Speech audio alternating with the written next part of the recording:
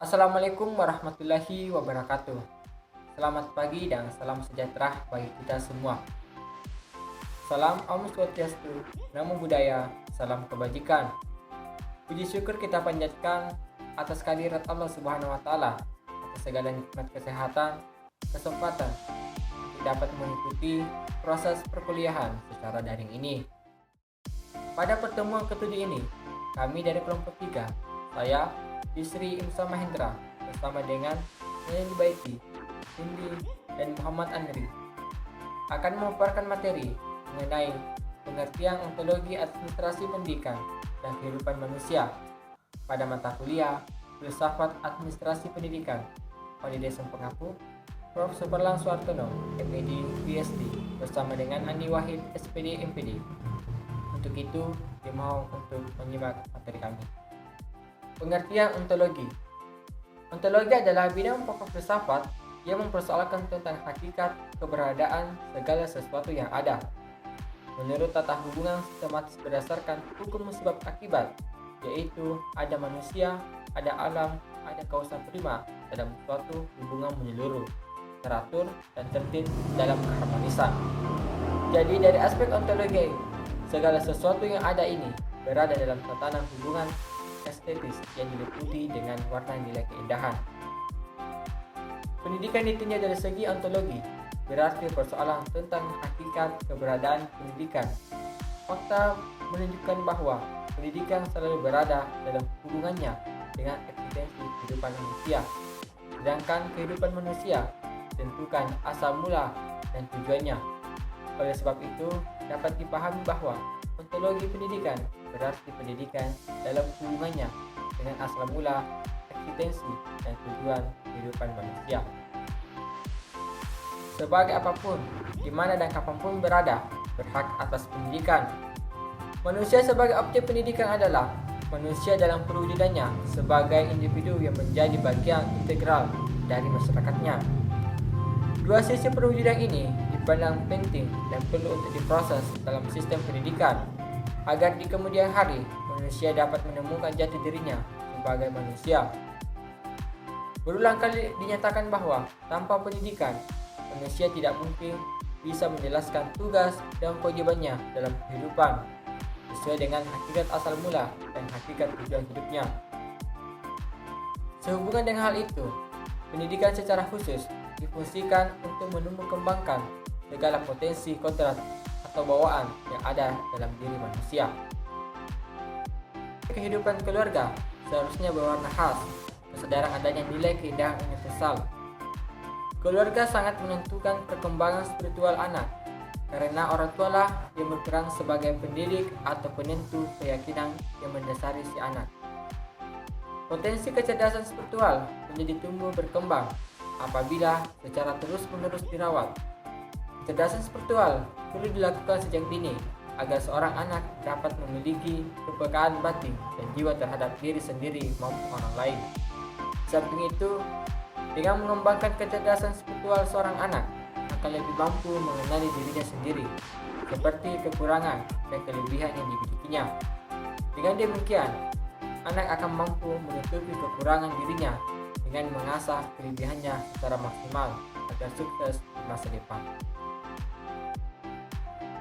Baik, saya Usainani Betty selaku pemateri kedua akan melanjutkan pemateri peranan keluarga. Baik, langsung saja 3 modal spiritual yaitu syukur, sabar, ikhlas.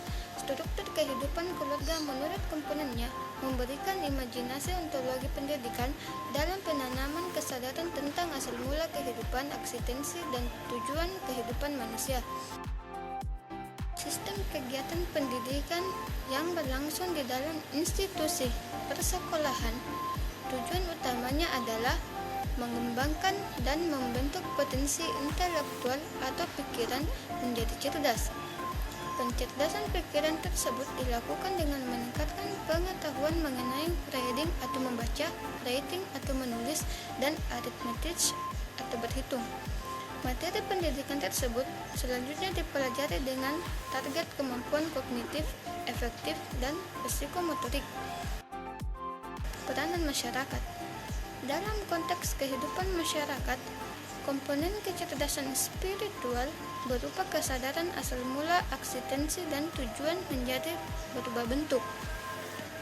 Masyarakat menjadi asal mula seluruh kegiatan sosial. Di dalam kehidupan masyarakat pula, seluruh kegiatan itu dilakukan, dan menurut kehidupan masyarakat seluruh kegiatan sosial itu dilakukan. Baik, saya Cindy selaku pemateri ketiga akan melanjutkan materi selanjutnya, yaitu bagian B, pendidikan dan filsafat. Filsafat ilmu pendidikan adalah salah satu cabang dari filsafat ilmu pengetahuan epistemologi yang secara mendalam, spekulatif, dan komprehensif membahas tentang hakikat ilmu pendidikan. Nah, apabila dilihat lagi secara mendalam, maka dapat dikemukakan bahwa dasar-dasar berpikir dalam perancangan filsafat ilmu pendidikan harus mengacu pada dasar-dasar filsafat yang utama, yaitu dasar ontologi, dasar epistemologi, dan dasar aksiologi. Ketika proses pemikiran filsafat selesai, maka proses pendidikan pun dimulai. Tetapi bukan berarti filsafat di sini tidak ikut serta dalam setiap proses yang ada, karena dalam setiap proses tahapan pendidikan, filsafat selalu ikut serta secara konstan. Berdasarkan filsafat, pendidikan berkepentingan untuk membangun filsafat hidup untuk dijadikan pedoman dalam menjalani kehidupan sehari-hari. Baik, selanjutnya yaitu bagian C, pendidikan dan sejarah.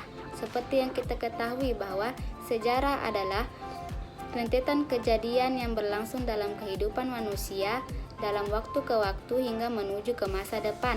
Nah, sejarah juga salah satu bidang ilmu pengetahuan yang mengkaji secara sistematis proses perubahan, proses perkembangan, dan dinamika kehidupan manusia di masa lalu. Nah, pengetahuan sejarah sendiri meliputi pengetahuan akan kejadian-kejadian yang berlangsung dalam masa lampau dan pengetahuan akan berpikir secara historis. Maka pendidikanlah yang mensosialisasikan sejarah tersebut untuk dikembangkan dan dimanfaatkan oleh masyarakat yang berbudaya. Selanjutnya, sejarah adalah persoalan khas manusia. Sejak keberadaannya, manusia adalah salah satunya makhluk hidup yang menciptakan sejarahnya sendiri. Oleh sebab itu, dalam kaitannya dengan sejarah, pendidikan adalah suatu sistem proses pembimbingan ke arah pemanusiaan untuk masa yang akan datang. Jadi, hubungan antara sejarah dengan pendidikan bersifat konsistensial. Perkenalkan, nama saya Muhammad Andri. Saya adalah pemateri terakhir dari kelompok 3. Adapun materi yang akan saya bawakan itu ada 2. Yang pertama itu pendidikan dan iptek. Yang kedua, sebuah paradigma ontologi pendidikan. Oke, kita mulai yang pertama itu pendidikan dan iptek. Jika di zaman dulu teknologi tidak begitu berpengaruh pada kehidupan, berbeda dengan zaman sekarang yang serta bergantung dengan teknologi. Teknologi sangat berpengaruh dalam aspek kehidupan manusia, khususnya peran teknologi di bidang pendidikan. Dalam dunia pendidikan, teknologi memiliki peran tersendiri dalam proses pembelajaran, baik siswa sebagai pelajar maupun guru sebagai pengajar. Proses historisitas pendidikan manusia kemudian menghasilkan sistem ilmu pengetahuan dan teknologi. Ilmu pengetahuan dan teknologi adalah suatu sistem potensial intelektual manusia yang dihasilkan dari rentetan panjang sistem proses kegiatan pendidikan. Dalam hubungannya dengan teknologi, ilmu pengetahuan dan teknologi mendukung tanggung jawab yang memudayakan eksistensi kehidupan manusia. Dan teknologi pendidikan mampu membuat kehidupan semakin berkembang dan maju. Oke, materi yang kedua itu sebuah paradigma ontologi pendidikan. Tanpa manusia, pendidikan itu bukan apa-apa. Sebaliknya, tanpa pendidikan mustahil manusia mampu mempertahankan kelangsungan dan mengembangkan kehidupannya. Jadi, ontologi pendidikan sepenuhnya mutlak berakar dari diri dan keberadaan manusia. Oke, secara ontologis manusia berada dalam 3 tingkatan hakikat, yaitu yang pertama, esensi abstrak pendidikan. Maksud ungkapan ini adalah hakikat keberadaan pendidikan pada tingkat abstrak.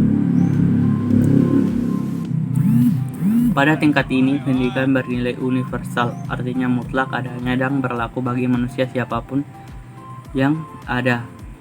kapan, dimanapun juga. Adapun nilai universal pendidikan dapat dilihat pada orientasi filosofis pendidikan itu sendiri, yaitu suatu sistem pendidikan dengan sasaran pemanusiaan manusia. Yang kedua, esensi potensial pendidikan.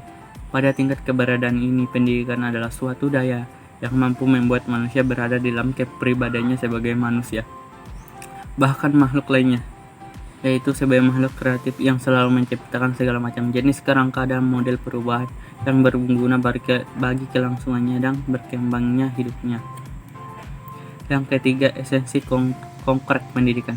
Pada tingkat ini, pendidikan terkait secara langsung dengan manusia individual.